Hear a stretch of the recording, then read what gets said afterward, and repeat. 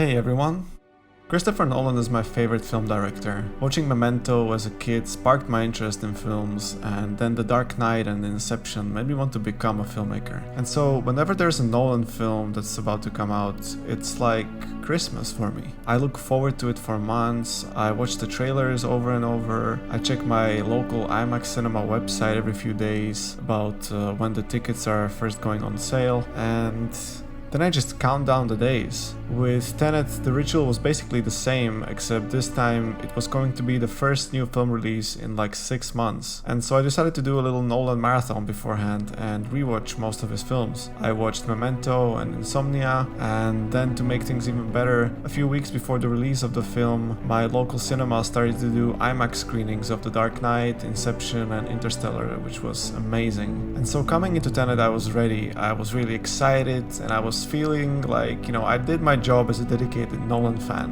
And then leaving Tenet, I felt slightly unsatisfied. I enjoyed the film, it was original, it was breathtaking, and it didn't bore me for a second, but I couldn't shake off this gut feeling that although it was good, it wasn't one of Nolan's better films. And so when we walked out of the cinema and my friend asked me what I thought about it, I answered that it's the most Nolan-esque film he ever made, for better and for worse. And then after I saw the film a second time, I knew exactly how I felt actually, and the feeling was disappointment. Having said that, Tenet is still a film that I enjoyed and that I'll recommend to almost everybody. It's basically a film that's made to be seen on a big screen. It's full of spectacle that's unlike anything you've ever seen. It has some mind-blowing action sequences, is full of exotic locations, and above all, it's very original. Nolan managed to build an entire world with its own unique rules and an incredibly complex story. It's definitely one of the most complicated films ever made. I've actually made a video fully explaining the plot and the timelines of the film, so make sure to check it out. But my question is it always a good thing to have such a complicated plot? I know it's definitely one of Nolan's trademarks. He often puts you into sort of a maze and then slowly guides you through it until the very end, and then he rewards you with a satisfying moment of having this feeling of putting all the puzzles together or solving the movie. It's a feeling audiences love and I love, and it's definitely one of the reasons why Nolan is such a beloved filmmaker. But in the case of Tenet, I think he took things a bit too far. I criticized Quentin Tarantino last year about a similar thing when he made Once Upon a Time in Hollywood. I felt like he filled the film with too much Hollywood nostalgia and all these scenes from the old TV series that I didn't really care about, and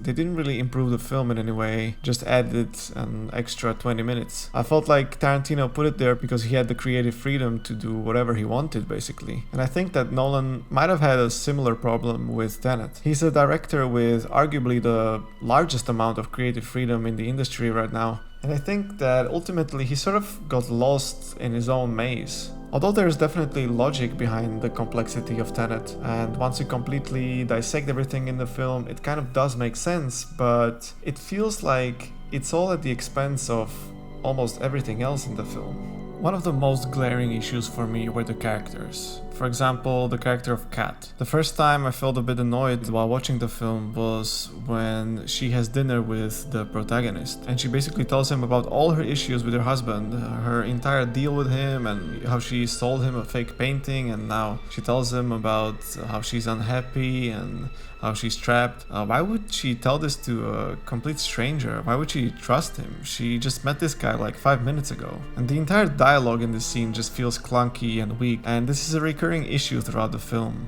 Not to mention that the guy sitting across from her is called the protagonist. He doesn't even have a name. Ironically, the scene that follows this with the kitchen fight is one of my favorite scenes of the film. It's really well choreographed, it's really well shot, you can see the entire fight really well, you know who's throwing punches at who, and it also has a really interesting use of a cheese grater, and it perfectly serves its purpose in the story. It's meant to establish the protagonist as a badass that's not to be messed with. But the film lacks other scenes like this. What are his motivations? Why is he doing what he's doing? What's driving him? Why should we care about him? When you compare him to a character like Cobb in Inception, Cobb's internal conflict and Cobb's goal throughout the film is really clear. We know that what's driving him is his desire to get back to his family, and at the same time we know that he's dealing with this inner conflict, with this guilt over the death of his wife, which is also his weakness. But we never see anything like this from the protagonist. We don't know what's ultimately driving him, why he's so loyal, why he doesn't give up his colleagues at the beginning of the film. He doesn't really have any sort of weakness. He's just a very two-dimensional character. And then when you look at the character of Sator, who's the main antagonist of the film and is portrayed by Kenneth Branagh, who, by the way, gives my favorite performance of the film. He's so believable as this Russian bad guy, but still, even his motivations, like he's diagnosed with terminal cancer, so he wants to kill everyone else because if he's not gonna live, then nobody else deserves to live. It just doesn't feel worthy of a Nolan villain. There's just so many things in this film that you see that there's been a lot of effort and time put into them to think them through properly, to plan them and to execute them. All these inversion fight scenes and chase scenes, and it's just overflowing with ideas about how to use this inversion gimmick. But then it just seems like there was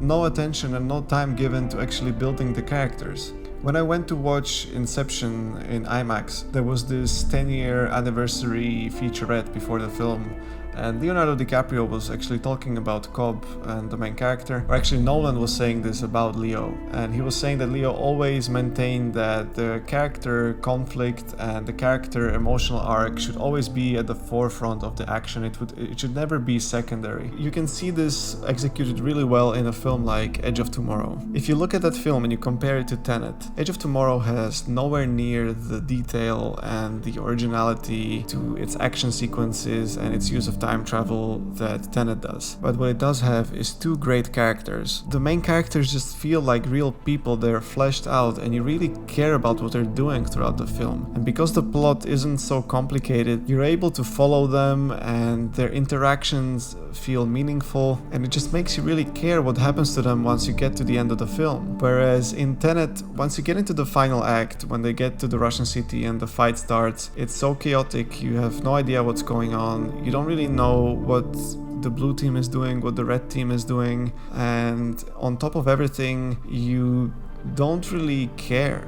And I think the main reason that you don't care is because there just hasn't been any meaningful dialogue between the main characters. Everything that, or like 90% of what you hear in the film is basically exposition, explaining what's happening, who did what, so you can keep up, and you never really have time to just settle in a little and breathe and have these character moments because everything happens so fast. And this is a problem from the very beginning of the film. If you think about the first 40 minutes of Tenet, the main character goes from basically being in Ukraine at the opera, then he's on a boat, then he goes to a research facility, then he travels to Mumbai, then he travels to London, then he travels to Oslo, and then he travels to Amalfi Coast. And throughout all of this, we get almost no character moments. All we get is the main character being used as a tool to move the story forward. And well, the result is a film that feels cold because its characters have no emotional journey. I mean, Kat has somewhat of an emotional journey, or at least the film pretends she does. Her character motivations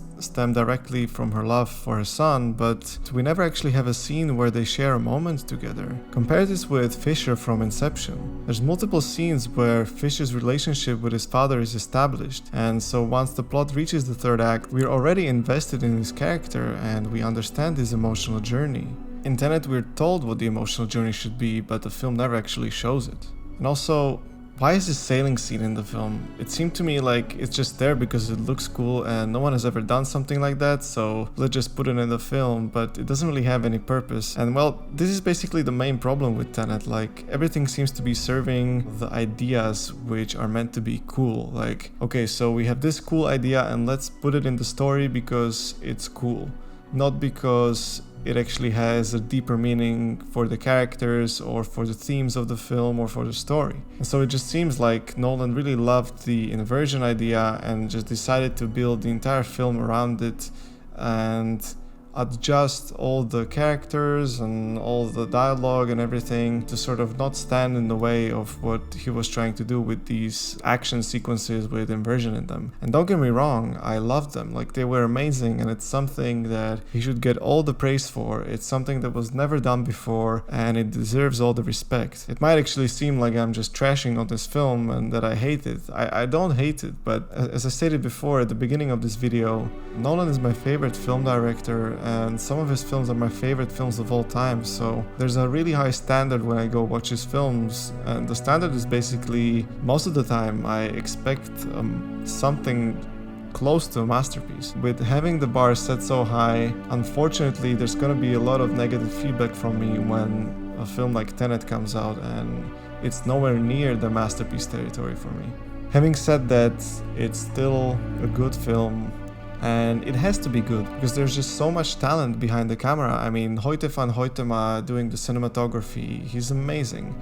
I mean, Nolan is one of the best directors alive. He did lose two of his frequent collaborators in editor Lee Smith and composer Hans Zimmer, which may be one of the reasons why this film wasn't up to the standard that we're usually used to with Nolan. And I do think that the editing was a bit clunky, especially in the final act where the action seemed really messy and I had no idea what was going on, but also because the pacing of the film just felt so fast, especially with the jumping from location to location. And well, then the music, as I mentioned, Ludwig Göransson did a pretty good job of replacing Hans Zimmer. The music definitely did have a Zimmer vibe to it, but at times it was brilliant, and I thought the ideas, I think some of the tracks are actually played backwards, which is amazing. But then at other times, I don't know, the music just felt a bit too loud, a bit too dominant, especially in the scene with crashing the plane. It was way too intense for my taste, and some other people complained that the sound mixing of the film is just off because you can't hear the dialogue at times because the music is too loud. I had this same thing, but luckily for me I had subtitles in the cinema, so I could read subtitles if I didn't understand something. So overall, I feel like Tenet was a film that I enjoyed. I wasn't bored for a second, and I would recommend it for everyone to see because it has some scenes in it that are unbelievable. But having said that, it's a disappointment, and my next video is actually going to be about ranking Chris Nolan's filmography, so you'll see where I rank Tenet among his films. Anyway, thank you for watching. Make sure to like the video and click the subscribe button. It really does a lot for me at this point. And let me know what you thought of the film. Was it a masterpiece in your opinion, or was it a disappointment? I'd love to get a discussion going in the comment section, so please share your opinions and see you next time.